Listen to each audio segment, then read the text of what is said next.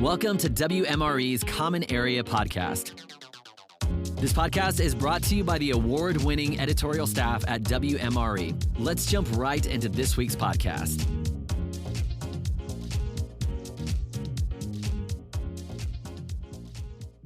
Hello, and welcome to the Common Area with your host, David Bodamer. David, how are you today? I'm doing well. How are you? I'm good. I'm very excited about this week's topic. We have a guest. Let's get into it. Yes, this week we have with us Ramin Kamfar, who's the founder and CEO at Bluerock. Welcome to the show. Thank you for having me, David. Absolutely. I'm excited to hear all about everything that your company's working on. Before I ask any, of those questions, if you want to just take a minute and give the audience a little background on yourself and the company, that would be great. Sure. I've been doing this for a long time. I started my career actually as an investment banker at Lehman Brothers in the late 80s. I left Lehman in the mid 90s as a vice president to build a company.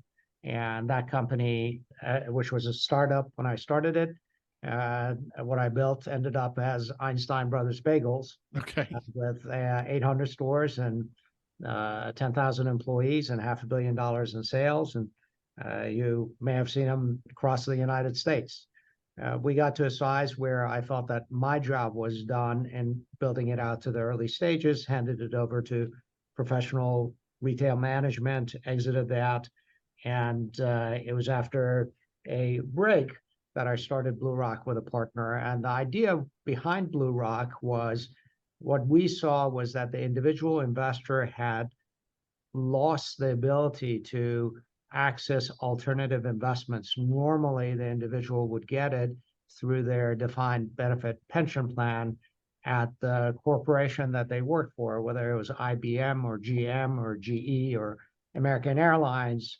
It was customary to have a defined benefit pension plan. Those pension plans then pulled the money, invested it in alternative investments, and that provided access to the individual investor. As the world had changed and the defined benefit plans had gone away and companies had switched to either defined contribution, where they're giving people a certain amount of dollars, or to 401ks or IRAs or other alternative retirement vehicles, that money was piling up, but the individual had lost access to alternatives which are necessary to make the portfolio efficient. So they were stuck with investing only in stocks and bonds, the 60-40 portfolio. And as you saw very clearly last year, 60-40 is old technology and very inefficient. It does not get you on the efficient frontier, which, as you know, is where you get the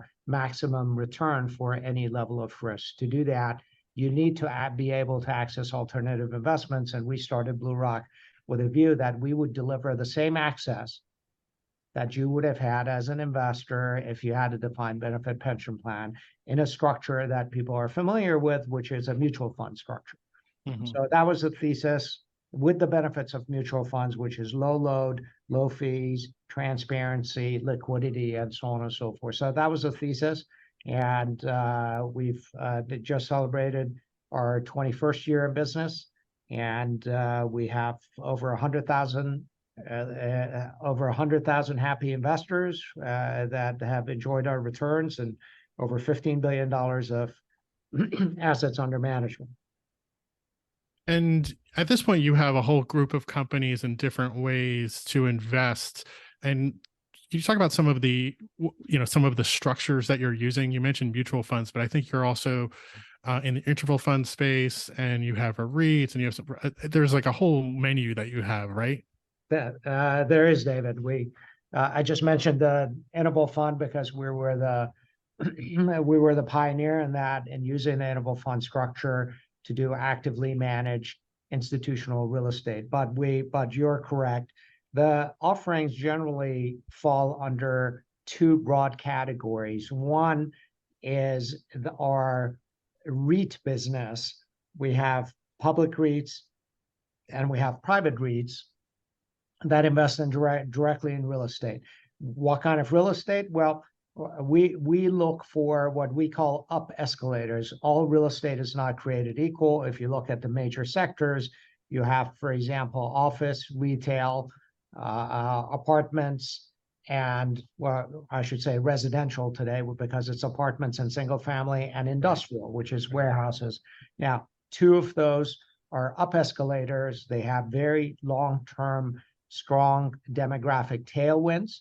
And that's the warehouse industrial business, and that's the residential business. So we're focused in those two areas primarily. We don't do any office, which, as I'm sure you and your listeners have been reading, is going through significant challenges, and in our viewpoint, will continue to play out negatively for that sector over the next 5+ years. And obviously, retail and because of issues like work from home, which creates all this excess office space, and the move out of the big cities. You just mentioned that you moved out of New York. Yeah, that's happening all throughout the country, out of the big cities. So creating excess office space and putting pressure on those valuations, that will play out over the next several years. And same with retail, as shopping has moved online. The beneficiary of that on the other side of the trade, of the retail trade, for example, as shopping has moved online, is industrial. Because when you're buying at Amazon or any other online, it takes a lot of warehousing, both big warehouses to initiate the shipping and hold the inventory, to much smaller hubs, even close to the customer, which is called last mile. And so you need a tremendous amount of that. We're underbuilt. I think there's about 2 billion square feet that needs to go up over the next 4 years alone. So we're big investors in that area, and also in residential. As people move out of the big city, so the job growth and employment growth is growing rapidly in what we call the smile states. You start on the middle of the East Coast, go down all the way. So Georgia, Carolinas, Tennessee, Florida, go all the way across to Texas, and then go up to Arizona, Nevada, Colorado. They're saying tremendous job growth, tremendous employment growth, and they're underbuilt both in terms of single family and multifamily. So we have a big focus on that. So that's in our direct real estate business. And then we have our fund business. Our fund business is focused on the interval fund. They are a type of mutual fund that takes money in on a daily basis and provides liquidity on a quarterly basis. And the reason for the quarterly liquidity is we're balancing being able to provide liquidity to the investor and being able to invest in what are semi-liquid assets. So getting the attractive risk return characteristics there, and delivering that benefit to the individual. So it's really two separate business lines. On the interval fund side of the business, we also have a credit product that invests in senior secured loans through CLOs, which have tremendously again, we're looking for up escalators in those areas. And when you look at CLOs and risk reward, they've had tremendous risk reward characteristics. They're asymmetrical from a risk reward point of view, i.e. more reward in favor of the investor versus the risk. So that's an overview. I'm happy to drill down more as you'd like. Sure. So the interval funds, that seems to, there seems to be increasing interest in that structure. I feel like I've been hearing that a lot more in the past, maybe 12 to 24 months. And yeah, it seems like, you guys have been sort of a pioneer in that space. Why do you think that kind of structure seems to be getting more interest? And what are, can you go a little deeper to like what some of the, why it's an attractive way to be doing things? Sure. Because what we're investing in is the institutional product, whether it's credit product or real estate product through the interval fund. An individual investor can't invest in those directly. The underlying investor in the product that we're investing in generally needs to be an institution. It's a large ticket, a minimum ticket, $10-25 million and plus. So to build a portfolio of this, you need hundreds of millions, if not billions of dollars. What we do through the interval fund structure is we raise money from individual investors. Our minimum investment is $2,500 or $5,000, depending on the product. And we aggregate the dollars and then invest as an institution in the underlying good product, which previously has only been available to the institution. Now, why that structure? Why an interval fund? Well, I mentioned it's a mutual fund. So it is a tried, tested, and successful underlying product structure. The wrapper, which is a mutual fund, it's subject to the securities laws. It has a long history. People are familiar with it. So that is, and it's highly regulated and safe from a regulatory point of view, from a structure point of view, from an investor's point of view. Second is it allows us to manage the liquidity mismatch, if you would, because normally as an institutions have much longer time horizons when they invest in the underlying product than individuals do. So we want to be able to provide liquidity to the investor when they need it. That's why we deliver 5% liquidity, mandatory minimum 5% liquidity. We have to provide it. There are other structures that individuals can invest through, but those structures either don't provide the liquidity, or they can't provide the liquidity, or they're not obligated to. They can provide it if they want to. In our structure, we have to provide the liquidity so that you know that there's available liquidity for a portion of the population, for the portion of the investor that wants to leave on a regular basis. So it allows us to manage that liquidity option. The third is professional active management. We have a management team with extensive capabilities, and we spend a lot of time in terms of managing the underlying investments to provide the best returns that we can to the investor. And I'm proud to say that our real estate interval fund, the ticker is TIPRX, Total Income Plus Real Estate Fund, celebrated its 10th year. And if you compare its performance on a risk-adjusted basis versus Morningstar, I think tracks 6,000 mutual funds that are open-end, closed-end interval, not just real estate, in all areas. We have the highest, when we've looked at it, we've delivered the highest risk-adjusted return, the highest Sharpe ratio across the 1, 3, 5, 7, and 10-year period. So it's that kind of professional management and that we can deliver to the investor, and we can deliver all of that with regulatory oversight at a very low institutional management fee, with no load, with transparency because it's daily valued, and with liquidity on a quarterly basis. So we feel that it's tremendously efficient product for the investor. So we've done some research of our own audience, both on the wealth side, of the wealth manager side, and found, I think, generally about 60% of advisors are actively recommend some kind of alternatives outside the 60-40, including real estate. So the questions that comes from, there's like one, I guess that, how are you reaching investors, and how do you raise awareness among the advisor community who maybe aren't in this, looking at this kind of stuff, about why it's something that they should be considering for their clients? That's a very good question, David. And when we started in the business, I'll tell you that we were naive, and we said, oh, we're great at delivering investment returns, and we assumed that people would just learn about us, and then we realized that that's not how it works. You got to go out and tell the story. And so we have built a organization. We have an affiliated broker dealer firm that employs about 50 individuals, and they're focused on going out and educating the market.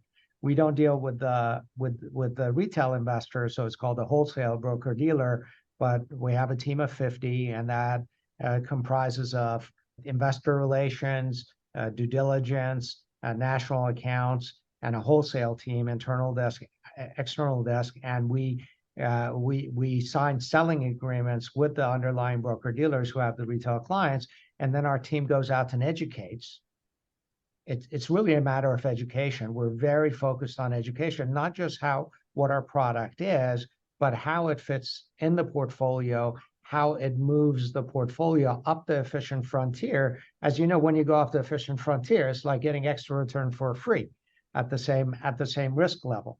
If your risk tolerance is X, how much additional return can I get you at that level on an annual basis without increasing your risk? Or how can I, if your target return is Y, I can show you how much I can reduce your risk by adding our products into the portfolio, how they should be utilized, and so on and so forth. So it's a tremendous education effort. And I can tell you that 68% number today is much higher than it was when we started in the business and when we launched our interval fund. We would, more than 10 years ago, people would talk to us and say, what an interval fund? What's an interval fund? I've never heard of it. And alternatives was an education. Now the market has really grown. When we started, it was about $6 billion a year. And now it's $60 billion a year with the likes of, I think, Blackstone coming in into the market was a very positive development for the market, for the growth of it, because it's all part, we're all doing the same education. Why alternatives, how it works, how you should use it appropriately, and which alternatives are appropriate for what portfolios and what risk tolerances. Yeah. So you talked about this earlier as well, but it seems like another challenge right now is, folks may see the headlines about the office sector and even some more broadly just saying that commercial real estate is, this doom loop, that's this terrible asset, or it's going to cause all these problems. But what, you talked about earlier is that's not one of the ones you're looking at.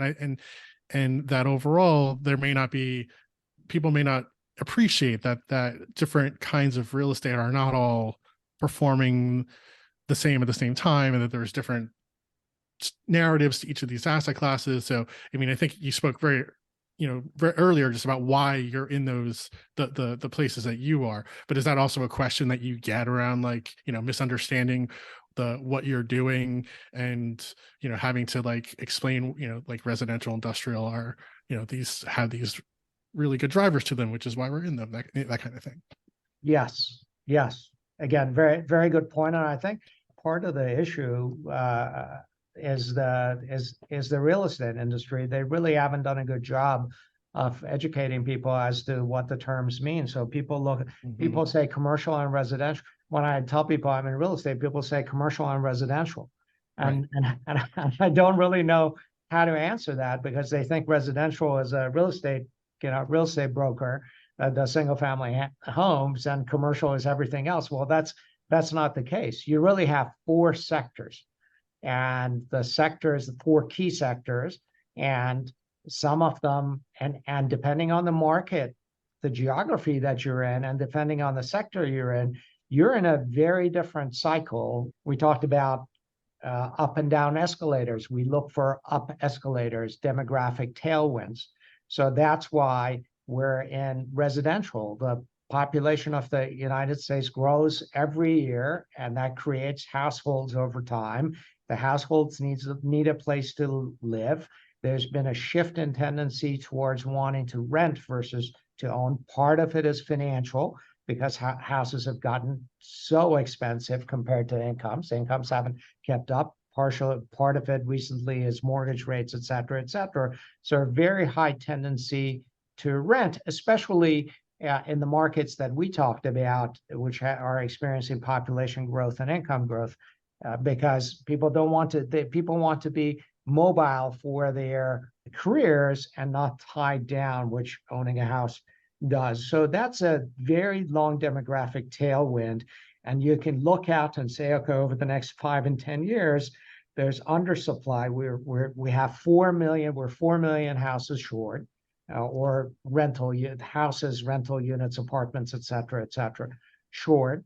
And that's going to contribute to this continued increase in pricing, and we can invest that and deliver great returns to the investor.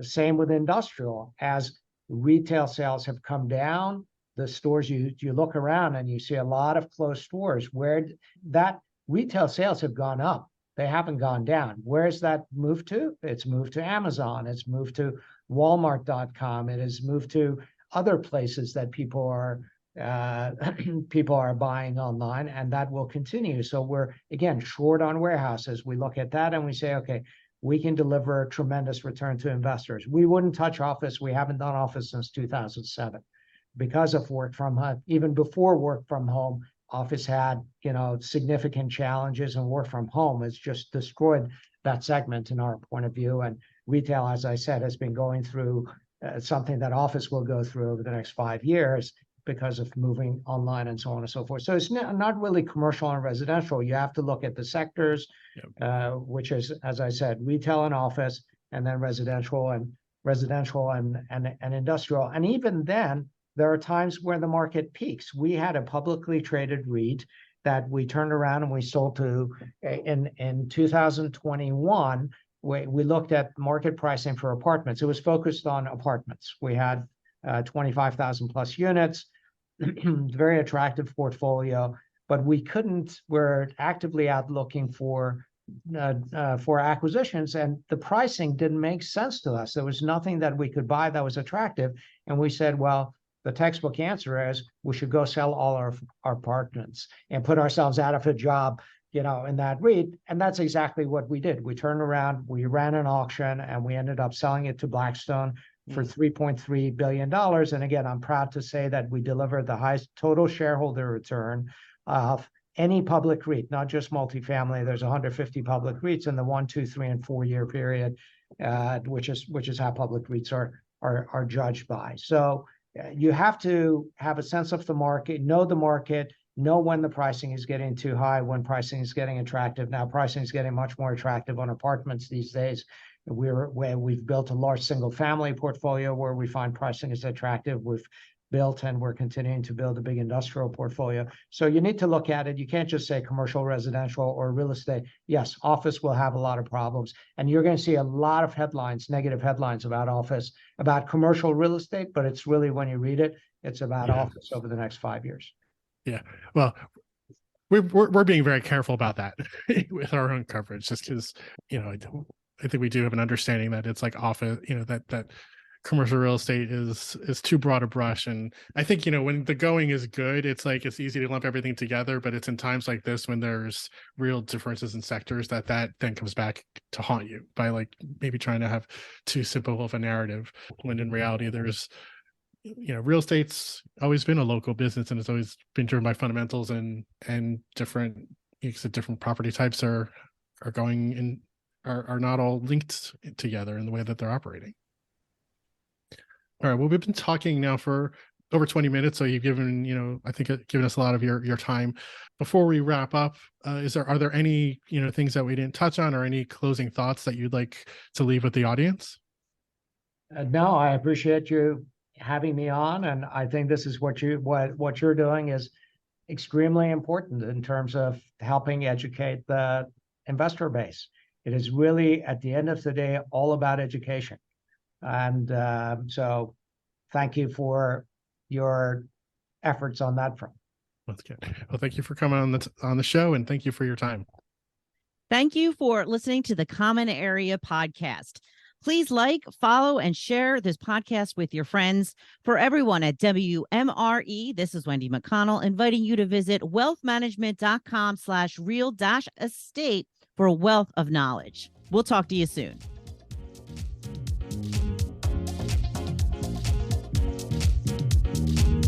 Thank you for listening to the Common Area Podcast. Click the subscribe button below to be notified when new episodes become available.